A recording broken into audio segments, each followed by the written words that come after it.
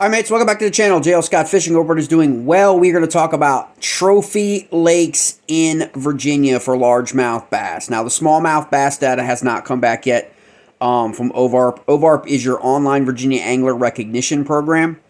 A lot of people that I talked to at the Fishing Expo down outside Richmond last month aren't really familiar with that program. I spent quite a bit of time talking to the folks from Virginia DWR, about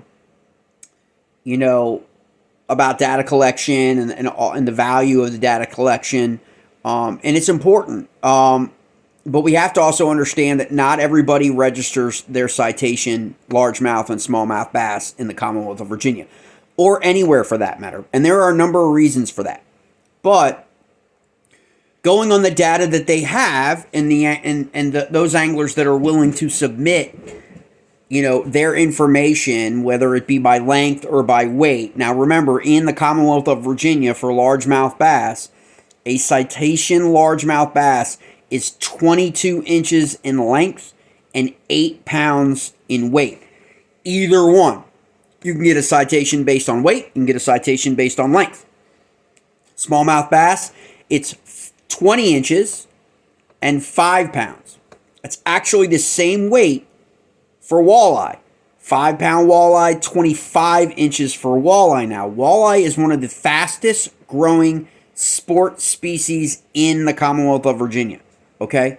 The river systems, as well as quite a few of the lakes and impoundments in Virginia, are seeing really good walleye growth. So that's a species to keep an eye on in 2023. You also want to keep an eye places like Lake Brittle in right outside Gainesville, I guess, Fauquier County, for walleye in lakes that are stocked. Saugeye, that is started. It's just starting. You're starting to hear more and more about a lot of really high quality catches of those species. So, getting back to bass. Okay, so our top 5, based on citations issued either by weight or by length for the Commonwealth of Virginia for 2022 has been released. Like I said before, the smallmouth data and lakes should be coming here this month in February from DWR. It'll be interesting to see what the smallmouths. I'm really interested to see what they're talking about. If you look at the electrofishing, if you look a lot of the data and a lot of all the stuff coming from last year, smallmouth fishing is seriously on an upturn in Virginia in a lot of the systems as well as some of the lakes. So it's going to be really interesting to see. So, top 5 for 2022. 2022 largemouth bass citations by water body in Virginia. The number 1 body of water with the highest number of citations, again, for largemouth bass, meaning 22 inches or 8 pounds, was Sandy River Reservoir outside of Farmville, Virginia. The second lake registering the highest number of citations comes in at 12 citations. That is Smith Mountain Lake. The third lake on the list comes in just behind Smith Mountain Lake, a much smaller reservoir than Smith Mountain Lake, obviously. Hunting Run, Spotsylvania County-ish. 11. The fourth body of water registering the highest number of citations came in with 9 citations, Briary Creek Lake. Again, very close to Sandy River. A known biggin factory. Okay? So that one has me a little bit. Okay? And tied with Briary Creek Lake is Western Branch Reservoir in the eastern Virginia, the Norfolk area. So those are your 5 top based on OVARP data collection. And what does that mean? It means that's just the number of people. I think it's a $5 application fee that have registered their citations with OVARP. Okay, obviously we are all well aware of a lot of anglers. Could be in your Facebook groups, on your Facebook, social media, Instagram, watching guides. Just for slaying bass, smallmouth and largemouth all year long. they may not be registering their citations.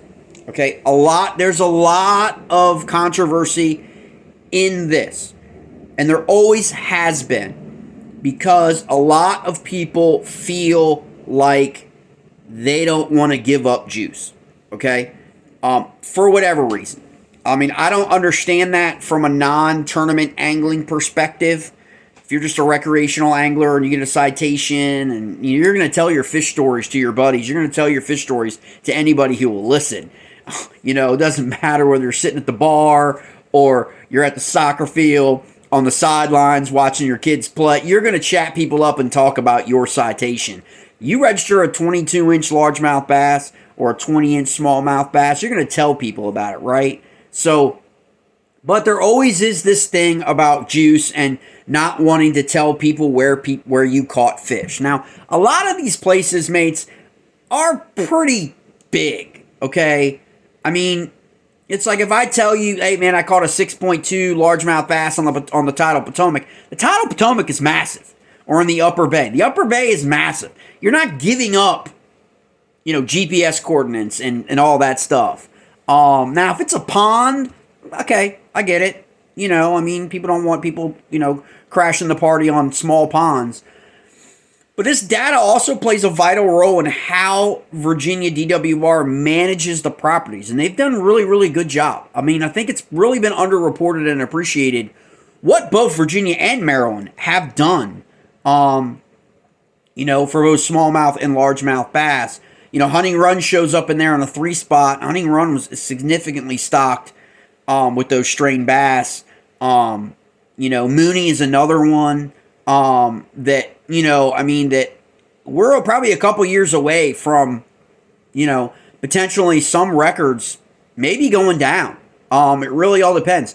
Remember, Hunting Run has a limitation on the number of days it's even fished, as opposed to like Smith Mountain Lake or, you know, the Potomac or places like that. It's 7 days. They're getting fishing pressure 7 days a week.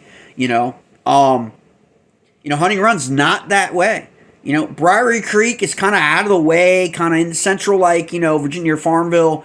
But for a lot of people, it's just kind of like an out of the way lake that, you know, that will get a lot of pressure in spring, obviously for the spawn. But, you know, if you look at, like, you know, what people are, you know, in terms of fishing pressure, a lot of times, like in the fall, I talk to people in the fall that, like, there was virtually nobody there most days of the week. You know, so those kinds of things all factor into this when they're talking about where are the citation largemouth coming from. You know, it's interesting that there's no, like, you know, we don't really know what the state of affairs is for the Tidal Potomac or the Tidal James. We know that there's a significant numbers of fish being caught in those fisheries. We know that the bigs, MLF, bass, have been, you know, having tournaments repeatedly in these bodies of water, elevating the profile of those bodies of water. But we really don't know really what the growth rates are of those largemouth bass. The only way we can gauge that is really electrofishing and what they've done, and catch rates in these bodies of water compared to previous electrofishing, right? And that's how they can kind of judge the development of a habitat and ecosystem and the progress of fisheries. So, you know, I think they really are trying to encourage and getting out there for more engagement from the angling community in terms of OVARP, in terms of participation in that. Also, keep in mind there are a lot of tag programs, Maryland and Virginia, I believe, on species like muskie, that may end up triggering into other species as well, so they can track these species in their growth rates. I know some guides have kind of gotten into and actually come into some of those muskie this year in the late fall, early winter, and they can see, like, you know, the fish last year was caught 4 miles, 5 miles away from where it was this year. All of that is like tracking behavior, fish behavior, that allows the DWR to manage our fisheries, you know, in the right way. And they obviously want a lot of public engagement, but the fish surveys but also OVARP. So just consider that in 2023. These are your top, again, your top four, really, because you had one tie. Fisheries. You had a 23.75 taken from Smith Mountain Lake this year as one of the citations. And you had I think it was a 25 and a half inch largemouth bass taken from Briary Creek. One of its fish taken this year, one of the 9 was a 25.5 inch largemouth bass from Briary Creek. Probably off that timber or Sunday Road timber. But just keep that in mind. If you have any other questions about it, reach out to Virginia DWR. You can hit me up too. Facebook message me. I can send you the link to the information of where you can register if you get a citation this year. I'm going to try and do a better job of that. I know a bunch of guys that had 20-inch smallies this year. They're logged on our online app. We log them on fishing apps and all that stuff. If we're fishing in our monthly events or we're fishing like KBF or you're fishing your local trail. It's a pretty easy thing to take that same photo because it's the same process. Measuring board, again, if you're going for a weight citation, you can take it to a certified scale at a certified weighing location, or you can actually, take a picture of your scale and your fish and all that. So it breaks it all down of all the matters of which you could do it. And if you're already entering in an online event through Tourney X, Fishing Chaos, or all that for smallmouth or largemouth bass, it's up to you as an angler, but I think it would be appreciative.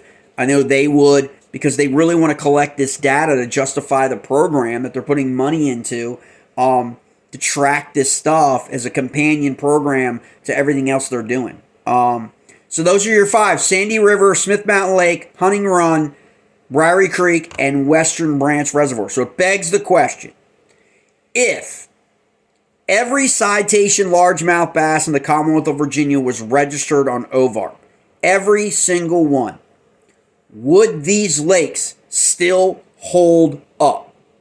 Or would there be other lakes out there in Virginia that are actually outperforming these lakes? It's just that the anglers are not registering their catches with OVARP. All right, mates, I'll see you next time.